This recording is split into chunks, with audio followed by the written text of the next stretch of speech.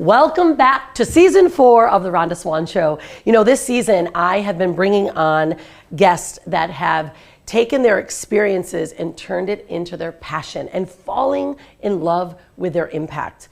Those that are taking a stand for what they believe in, but also using experiences. And sometimes the experiences may have not been the best at that time, but they've become their greatest gifts. And today, my guest is Adriana Monique Alvarez. I love this woman. You may have seen her before in the Woman Gone Wild Summit. She's also going to be one of our upcoming authors in the new book that's launching. And I wanted to sit and have a girlfriend chat with Adriana. But before I do that, I want to introduce her properly. Adriana walks between worlds. Her practical approach to life and business meets sacred storytelling and supernatural guidance, which results in being fully soul expressed. We love that. She is the founder of AMA Publishing and teaches women how to create 6- and 7-figure publishing houses. I absolutely adore you, Adriana. It is so good to have you here on the show. I'm like, here we are, just me and Adriana hanging out again. How are you, sister? I'm so good. Thank you for having me. Yeah, it's really, really good. I know we've been doing a lot of work, you know, especially with the summit that we recently have. Now we're writing this book. And we've been hanging out a lot. And I wanted to really bring you in today because I think right now there's so much need and talk about women business owners, women coaching and working with women. And I know for you, obviously you're a female-owned publishing house, but why do you think that right now is so important to have not only a female-owned publishing house, but really to start your own publishing business? Well, for me, anytime that censorship is high, this tells us that we have to do things differently. And if we're completely honest, the publishing industry has been ruled by men from the beginning. And my issue with that is not men. My issue with that is that women who enter that industry and who pitch and want to tell their story, they're rejected 8 times more than men are. Their work is diluted, their voice is changed. And when we have more female-owned publishing houses, we have more women who go, you know, I wouldn't want anyone to do that to me, so I'm not going to do that to you. Yeah, wow. I didn't even actually think of it that way, right? I mean, it's true. Like we've been talking a lot about this, you know, not just men, right? It's about the way the world has looked at business and how they've approached or they've even welcomed women into the business world.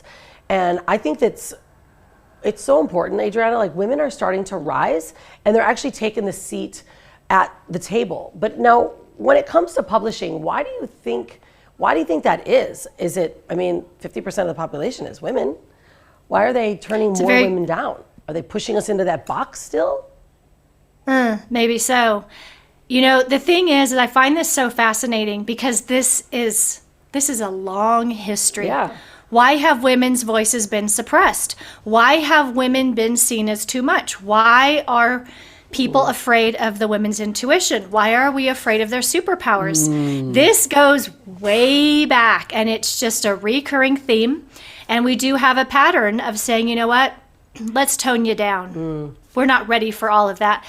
And yet we are seeing that the world absolutely is ready for women to be full on. Yeah, you know, I agree with you. It's like, obviously, you know, you run your company, I run my company, and I've kind of just charged through it. However, when I actually sit back, and because I recently did this, when we did the summit, I was really sitting back going, wow, have I been suppressed or have I been, you know, held back? And I feel like I'm all powerful and I just push through.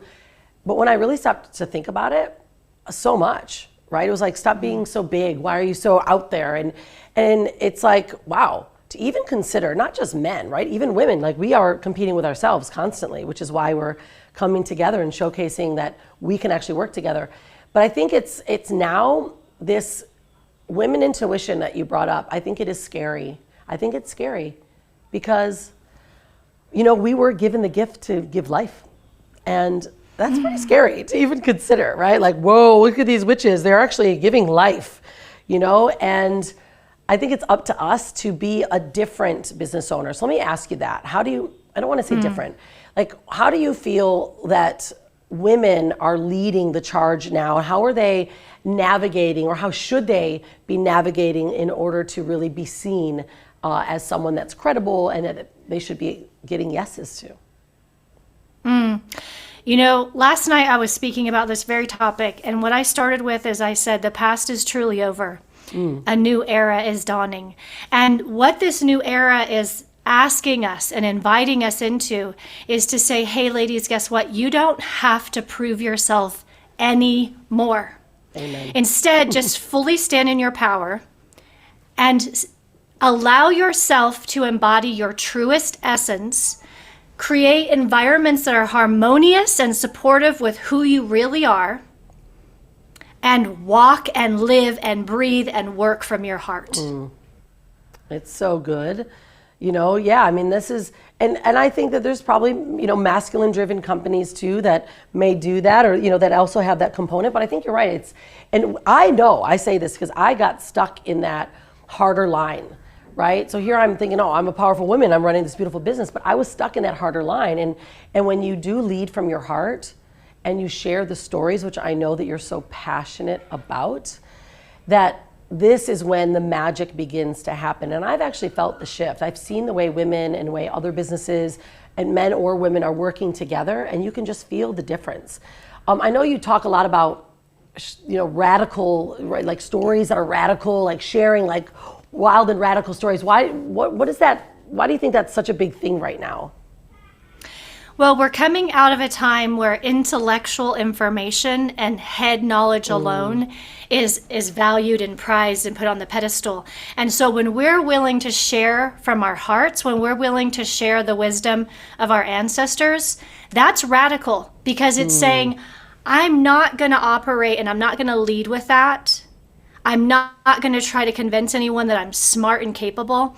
I am actually here to crack my heart open and to show my soul so that we can now come into the new place. If I'm not leading from a new place, if I'm not approaching things from a new place, if I'm not sharing from that place, there is no new earth. Yeah. We can't keep doing the old and expect that we're going to have a new earth. Yeah, this is big. You know, it's funny because I've been really tapping in, you know, you and I get here and we have our deep business spiritual talk, right? And it's interesting though. For so many years, Adriana, I didn't think that conversation belonged in business.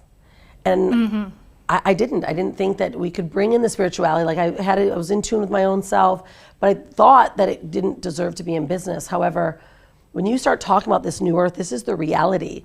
We are leaving this old operating system into this new earth, and it does have to be done differently. And so how would you then say, like, as a leadership, right? Like, where does the leadership, what does it look like coming into this new earth? Because I'm seeing it. Like my company, like my spiritual teacher had a meeting and she's like, okay, your company's the mothership, but it's moving. And all these pieces of this old paradigm, they're shifting. They have to go away. And business is just being done differently, you know? And so how do you see leadership coming forward now into this new earth? For me, I'm being asked to do two things much differently. Number one, to continuously remind the people who come alongside me and work with me that they actually have all the answers within them, not within me. So don't lean on me, don't get codependent on me. Actually, I'm just here to remind you it's all inside of you. So that's the first thing. I was speaking about this last night. What does it feel like to be a leader who doesn't need to be needed, who doesn't need their clients to make them feel important? Wow. Yeah. Yeah. This is a huge shift. I don't know better than you. You know better than anyone for you. Are you willing to recognize that and own it fully? So that's the first thing. The second thing is around the area of rest and a more harmonious way of being in business.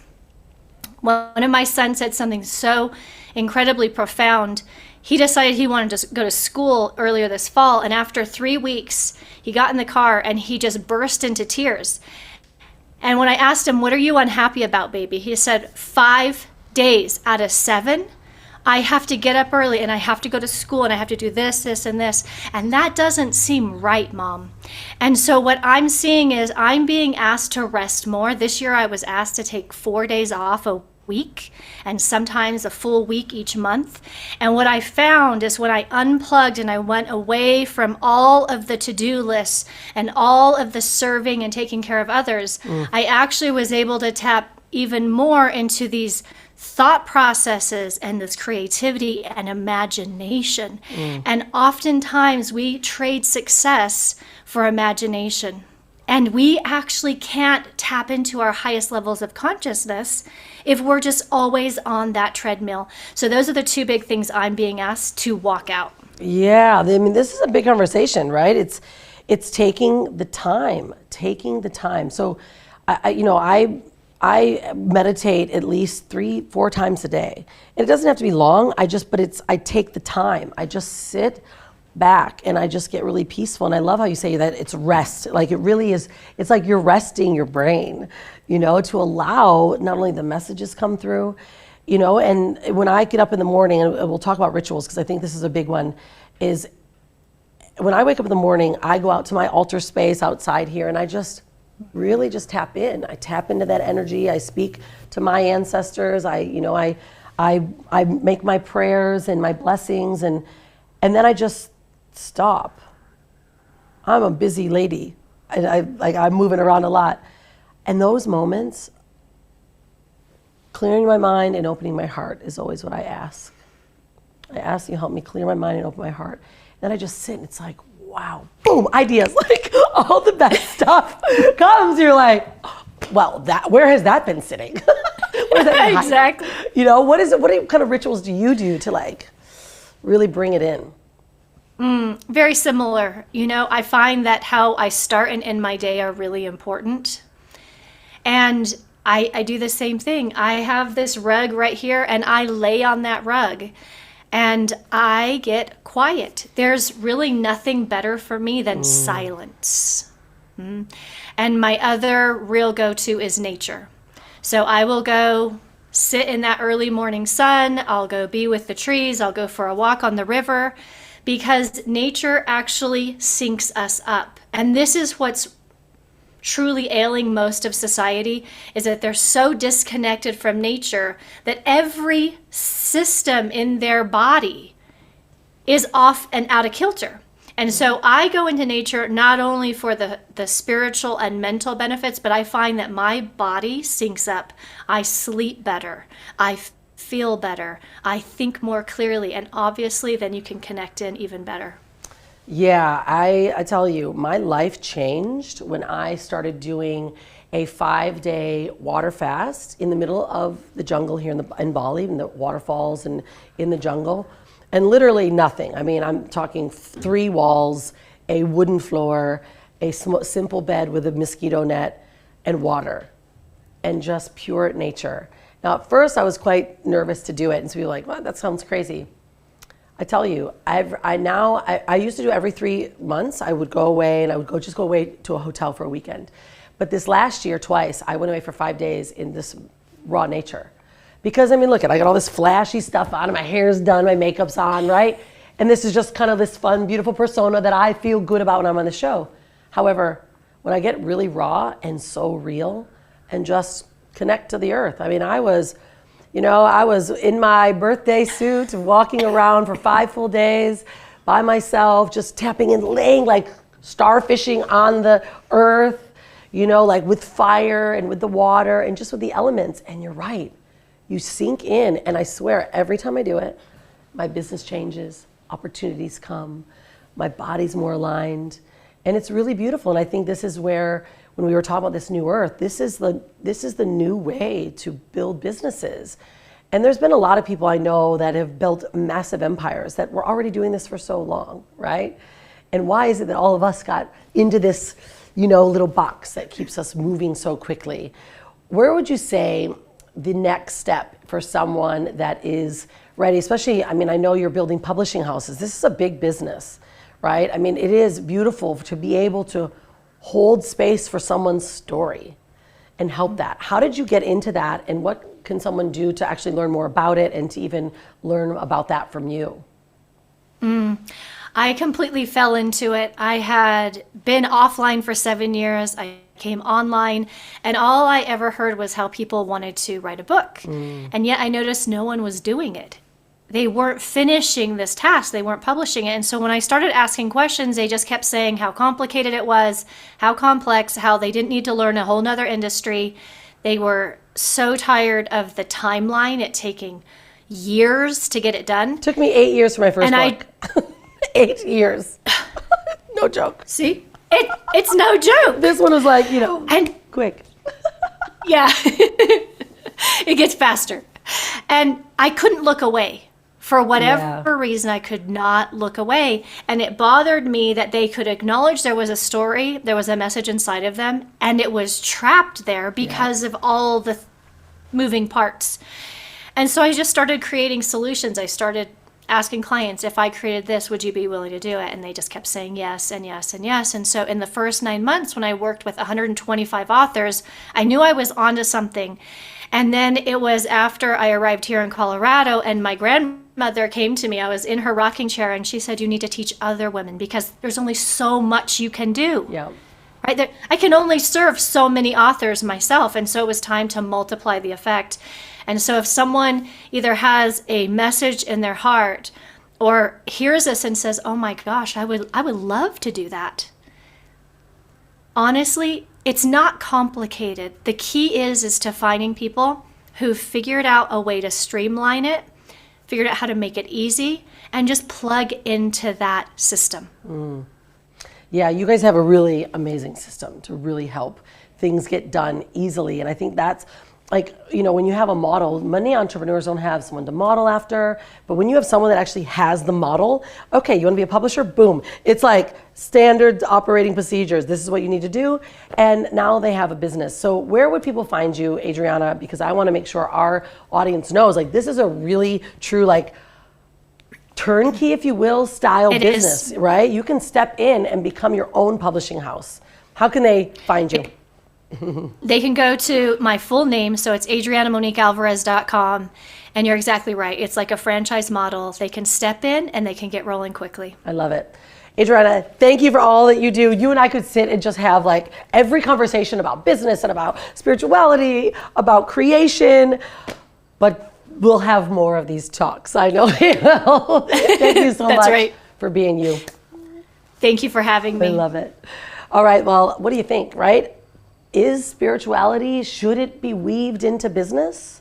How are you weaving in your daily life? The connection to spirit, the connection to the earth. Did you know that action alone is what creates your wealth? That alone opens up the doors to the abundance because that's our birthright. Abundance, wealth, happiness, connection, health is our birthright.